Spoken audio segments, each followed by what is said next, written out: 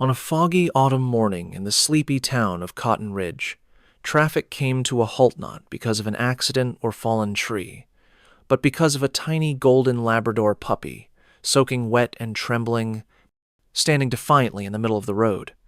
What seemed like a lost dog turned out to be a silent cry for help, and what this puppy led them to would change lives, reunite a broken family, and remind everyone that heroes come in the smallest, furriest forms. Before we begin, tell us where in the world are you listening from? Drop your location in the comments, and don't forget to like and subscribe for more stories of faith, courage, and fearless Paws. Morning came slow and heavy in Cotton Ridge, Oregon, as if the sleepy town itself was reluctant to wake. A thick blanket of fog drifted across the quiet hills, softening the outlines of the pine trees that bordered the winding two-lane highway. It was early autumn, and the air held that crisp bite that hinted winter wasn't far behind. Dead leaves clung to wet asphalt, and the sky hung low and gray, promising rain before midday. Officer Megan Carter had been patrolling this route for nearly 10 years. At 34, she'd become a familiar sight in her Navy sheriff's jacket, her cruiser always clean, her manner calm and steady. Megan stood at 5'9", lean from a routine of early morning jogs and late-night walks with her aging beagle. Her face was framed by soft brown hair, usually pulled into a low ponytail beneath her patrol cap, and her eyes gray with flecks of green were sharp but never unkind. People in Cotton Ridge trusted her not just because she did her job well, but because she listened, always careful to take her time before deciding anything. She had lost her younger brother to a drowning accident when she was 19, and ever since, she'd carried a quiet protectiveness in everything she did, especially when it came to vulnerable lives. That morning, her shift had been uneventful. School zone patrols, a minor fender bender, one call about a suspicious raccoon. She was sipping from a thermal mug of bitter black coffee when she rounded a curve near mile marker 23 and slammed the brakes. Standing in the middle of the road, shivering and soaked, was a small golden Labrador puppy. Its fur was a mess of wet clumps, its paws muddy and tail stiff. The pup stood its ground, barking toward the woods, then toward her cruiser, then back again. It didn't flinch when the car came to a stop just yards away. Instead, it took a few steps toward the shoulder of the road, then looked back over its shoulder, barking sharply. Megan opened the door and stepped out slowly. Hey there, easy now," she called, kneeling a few feet from the pup. The Labrador cocked its head, then approached her in cautious, limping steps. It wasn't malnourished, but it was clearly exhausted wet to the skin, trembling slightly from the cold. Up close, Megan could see the puppy was likely 6 or 7 months old, with floppy ears and deep brown eyes that held more awareness than she expected. Around its neck hung a weathered leather collar, and dangling from it was a thin, brushed silver tag. Megan reached out gently, murmuring softly, "It's okay, buddy. You alone out here?" To her surprise, the dog didn't pull away. It let her turn the tag over, and what she read sent a chill through her chest that had nothing to do with the weather. "If I'm alone, someone's in trouble, buddy." Buddy. So that was his name. Megan looked up toward the trees. The highway curved through a thick pine forest at this point, dense, hilly, and rarely traveled on foot. No houses nearby, no trailheads, no campsites for miles. She stood, brushing her hands on her pants, and looked back at the dog. "You trying to get someone to follow you, huh?" Buddy barked again, more urgent this time, and darted a few paces toward the tree line. Then he stopped, turned back, and barked once more. Megan hesitated only a second before grabbing her radio. "Dispatch, this is Carter. I'm pulling over near mile 23. Got a stray no injuries, but there's something odd about this one. I'm going to check the area on foot. I'll report back in 20. She clipped the radio back on her belt and nodded toward Buddy. "All right, show me." The puppy turned and took off into the brush knot, running full speed, but trotting in a steady, determined gait, glancing over his shoulder every few steps to make sure Megan was following. She ducked under low branches and stepped carefully over the uneven forest floor. After about 5 minutes, they came upon a break in the tree cover where the ground was soft and muddied by recent rain. There, scattered between broken ferns, were signs of human presence: a crushed water bottle, a torn strap from a hiking pack, and something that caught her breather-faded baseball cap lying in the dirt, heavy with moisture. Megan picked it up. It was military issue. Embroidered on the back was a name in all caps: Wallace. Her stomach sank. Frank Wallace was a name she hadn't heard in a while, but she remembered him. Vietnam veteran. Lived alone in a weather-beaten cabin on the western edge of town. Kept to himself mostly. Folks described him as quiet, sometimes gruff, but not unkind. He'd stopped coming to town about 3 weeks ago. Megan had assumed he'd gone off for hunting season. But now this? Buddy gave a low whimper and began to paw at the underbrush ahead. "Wait," Megan said softly, scanning the woods. "He's out here, isn't he?" She looked down at the puppy. His tail wagged just once, and his eyes locked on hers. In that moment, Megan Carter knew this was no ordinary stray. This puppy wasn't lost. He had come to find help. The fog hung heavier under the canopy as Officer Megan Carter followed Buddy deeper into the forest, her boots pressing into the soft, sponge-like earth with each cautious step. The trees thickened around them, towering pines and firs cloaked in moss and shadow. Though Megan had patrolled the outskirts of Cotton Ridge for years, she had never ventured this far off-road, and the unfamiliar silence unnerved her. Even the birds seemed to be holding their breath. Buddy padded ahead with surprising confidence for a puppy so young. His golden coat was streaked with dirt, and his small frame shivered occasionally, but he didn't slow. He moved with a purpose that Megan couldn't ignore. The trail was barely visible an uneven path where deer had once moved through, now overtaken by fallen branches, slick rocks, and tangled undergrowth. Megan ducked beneath low-hanging limbs, occasionally brushing away spiderwebs that clung to her jacket. They hadn't gone far when she spotted the first clue, a crumpled sheet of aluminum foil glinting dully in the shadows. Megan crouched, gently lifting it with gloved fingers. It was charred around the edges, the telltale scent of burned food still lingering faintly. Someone had tried to cook here. Nearby, the ashes of a tiny fire, pit barely big enough to warm 2 hands' worth, scattered beneath the thick carpet of leaves. She scanned the ground and found boot prints pressed into the mud, heavy and erratic. They veered off sharply to the right, toward the slope. "Frank," she murmured under her breath. The name wasn't just a guess anymore. Megan had known Frank Wallace only in Pasangan, older man with white hair and a long beard, somewhere in his late 60s. He had deep-set eyes and a faraway look that hinted at wars fought long ago, both overseas and within. Most people in town thought he was reclusive, even strange.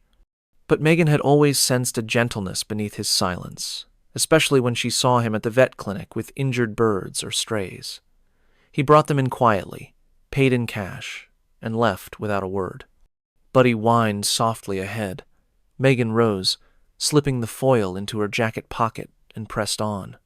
The forest floor sloped downward now, and Megan tread carefully to avoid sliding on the wet leaves. Buddy led her toward a narrow gully where water had once flowed, now reduced to a muddy trickle. There, tangled in a bramble of blackberry vines, was a torn strappets, faded green color, a match for a military-style backpack. She reached in, carefully extracting it, and saw dried blood staining the canvas. Her breath hitched. Oh no. Buddy let out a bark knot, loud, but sharpened bounded ahead. "Wait, Buddy!" Megan quickened her pace. They followed the dry creek bed for another 10 minutes before Buddy suddenly stopped, ears perked. Megan slowed behind him, and that's when she saw it. A fallen tree, its trunk covered in thick moss, lying across the narrow stream. And at the base of the log, half hidden in mud and wet leaves, was something unmistakable, camouflage-patterned canteen, bitten at the base, leaking slowly into the earth.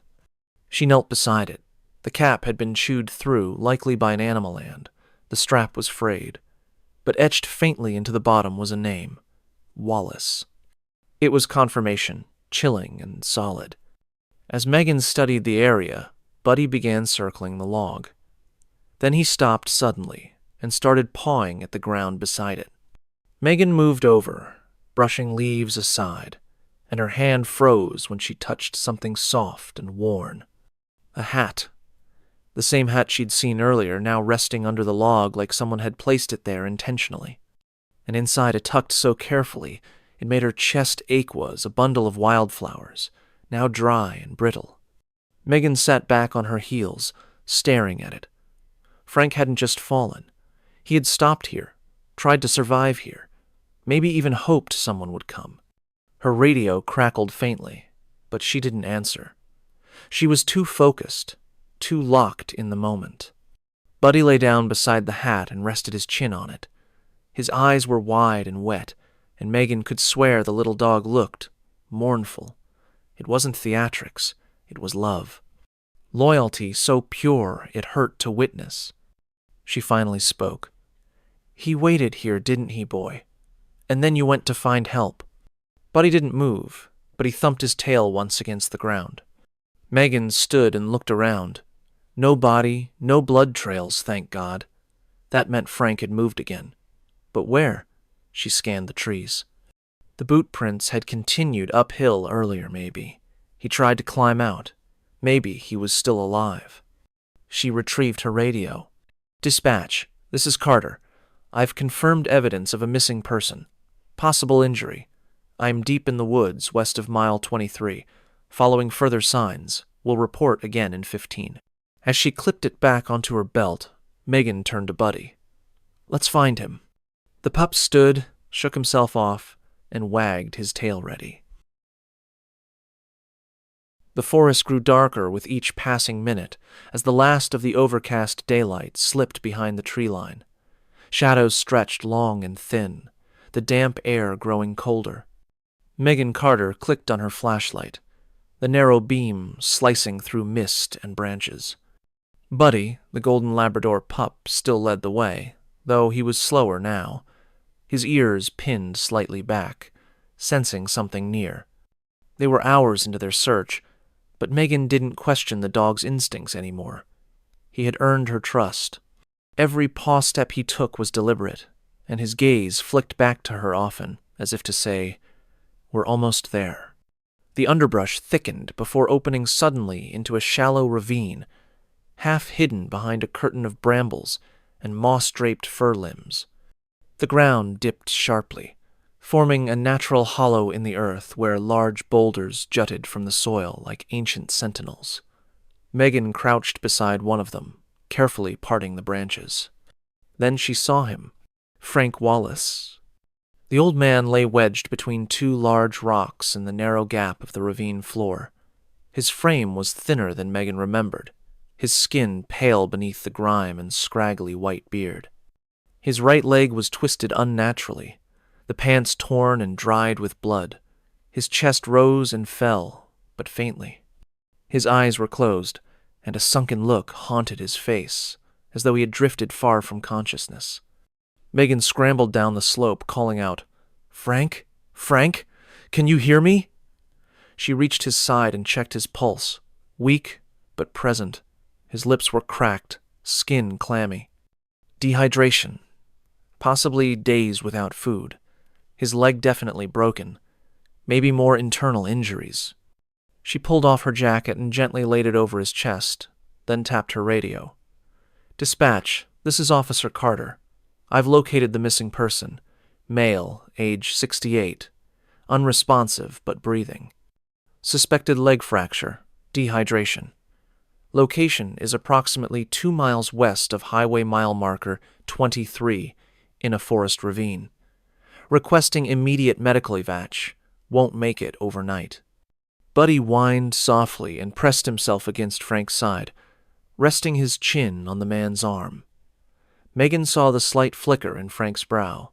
Recognition. She whispered, "He's here, Frank. Your boy came to find us." Frank's cracked lips parted, and a hoarse whisper escaped. "Buddy."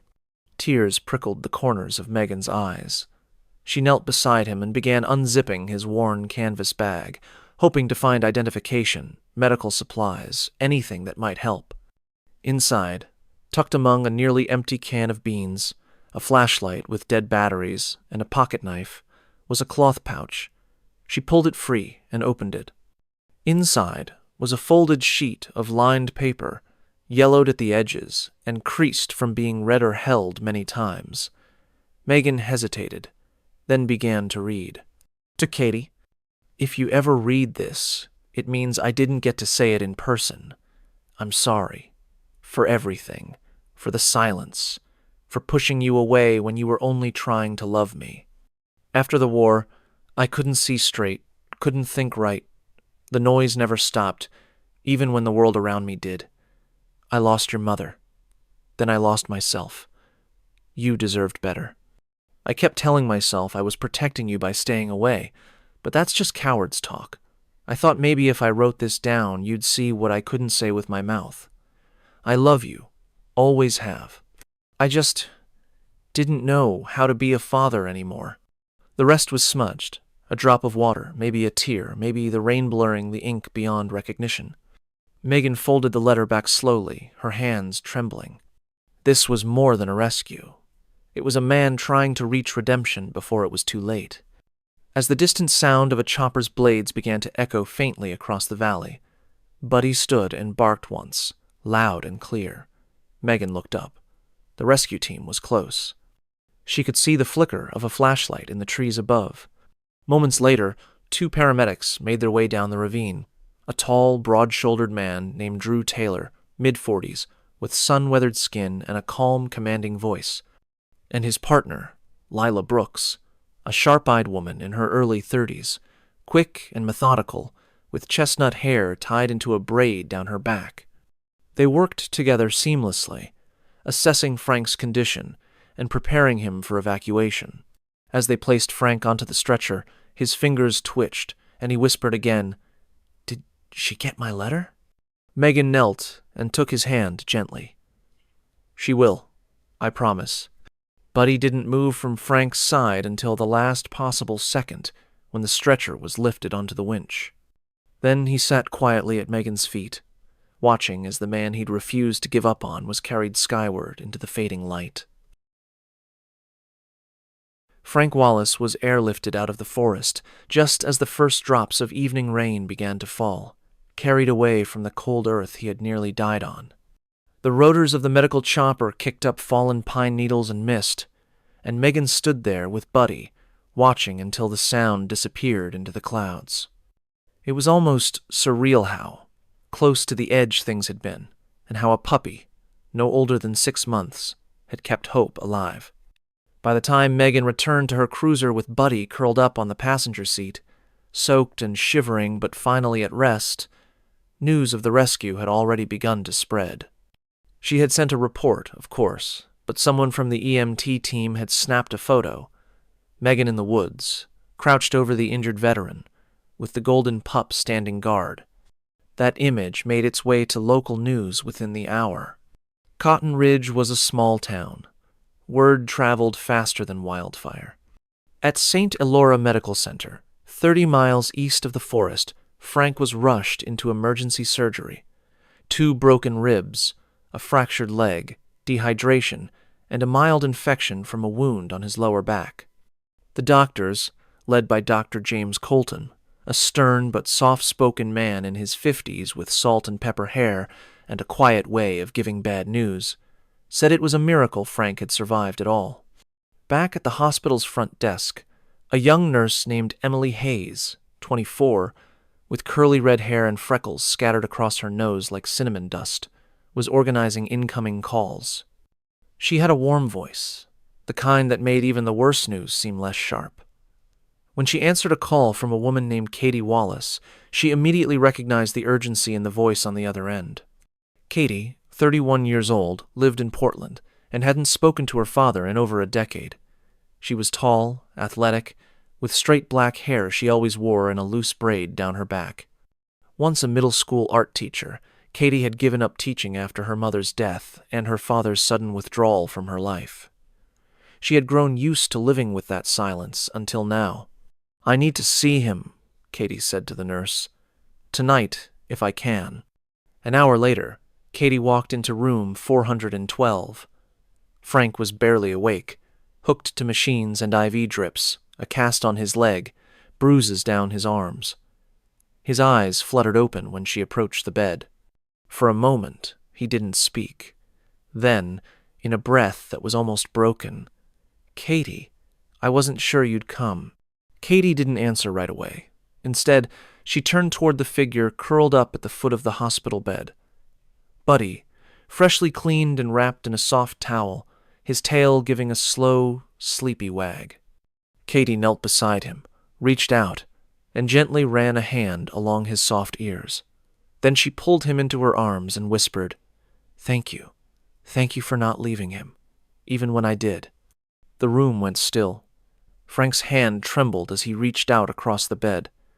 Katie hesitated for just a second, then placed her hand in his. Their fingers intertwined, unsure, tentative, and then firmly, like the weight of 12 lost years being lifted in one silent motion. In the hallway, Megan stood quietly by the window, watching the raindrops race each other down the glass. She had stayed to make sure Buddy was admitted with Frank officially listed as a therapy companion. Megan wasn't one for attention, but when the news vans arrived outside the hospital, she couldn't avoid it. By morning, the story was everywhere.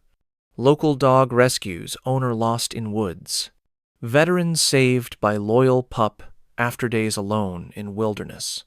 If I'm alone, someone's in trouble. The dog tag that led to a miracle. Reporters lined up outside the hospital, and strangers left food, flowers, and toys for Buddy at the entrance desk. Social media erupted with hashtags like #BraveBuddy and #LoyalToTheEnd. Animal shelters received a surge in adoption inquiries. Parents used the story to teach their kids about love and responsibility. Even regional networks began calling in for interviews. But inside room 412, none of that mattered. Frank was alive, Katie was there, and Buddy, curled contentedly at the foot of the bed, was where he belonged. That evening, Megan brought in a small box worn, wooden, and sealed with a metal clasp. "We found this in your father's pack," she said gently, handing it to Katie. Inside was the letter still creased, still stained, but now a bridge between the man Frank had once been and the man he hoped to become again. Katie sat with her father into the night, reading it aloud, letting each sentence pour into the space between them that silence had once claimed. And Buddy? He lay between them both, head resting on his paws, breathing slow and peaceful. Autumn lingered over Cotton Ridge like a gentle memory, casting golden light across amber leaves and coating the air with the scent of wood smoke and pine. The town had changed in the days since the rescue. Conversations in diners were no longer about gas prices or weather forecasts, but about the little golden Labrador who had done what few believed possible. Everywhere, people whispered the name Buddy with reverence, as if he were something more than just a dog, something sacred. Frank Wallace remained at St. Elora Medical Center for nearly 2 weeks, recovering slowly but steadily under the careful attention of his medical team. With each passing day, the strength returned to his voice, the color returned to his cheeks, and the hollowed look in his eyes softened when Katie came into the room. He no longer looked like a man lost in time. Katie had moved into a small rental house on Hawthorne Street, just 5 minutes from the hospital. The cozy one-story home, painted pale blue with white shutters, was a temporary stop while she looked for a place closer to her father's. She had taken a leave of absence from her art coordinator job in Portland, though anyone who spoke to her could tell she wasn't planning to return. She wore less makeup now, her long black braid often draped over her flannel shirts like a soft question mark, and her voice once guarded had grown warm again. Buddy was always by her side, following her from room to room, curling at her feet during late-night phone calls or licking away the occasional tear she didn't expect to shed. Frank's discharge day brought a quiet celebration. Emily Hayes, the freckled nurse with cinnamon-colored curls, was there to wheel him to the lobby. Buddy walked beside the wheelchair, proudly wearing a red vest gifted by the hospital staff that read, "Certified Emotional Support Animal." The moment Frank's boots touched the pavement outside, the hospital doors slid open, and the world welcomed him back. For a man who once lived in near-total solitude, the change was overwhelming but not unwelcome. A week later, Mayor Douglas Martinon, affable man in his 60s with silver hair and a love for dramatic speeches, announced a special town gathering to honor Buddy. The ceremony would be held at the Cotton Ridge Town Green, beneath the great oak tree where the founder's bell was rung every 4th of July. A makeshift stage was built, banners were strung between lampposts, children practiced songs in their classrooms, and the local bakery created Buddy biscuits in the shape of golden pups. Megan Carter, the officer whose instincts had saved a life, was asked to lead the event. She had hesitated. At first, attention was not something she enjoyed, but ultimately agreed. She spent the morning of the event in her modest apartment above the firehouse, pressing her uniform and brushing her hair back into its usual tight ponytail. In the mirror, her reflection looked the same as ever, calm, composed, but inside, something had shifted. The silence she had carried since her brother's death no longer echoed as loudly. Something about the way Buddy had trusted her, without hesitation, had stirred something buried deep. That afternoon, the entire town turned out.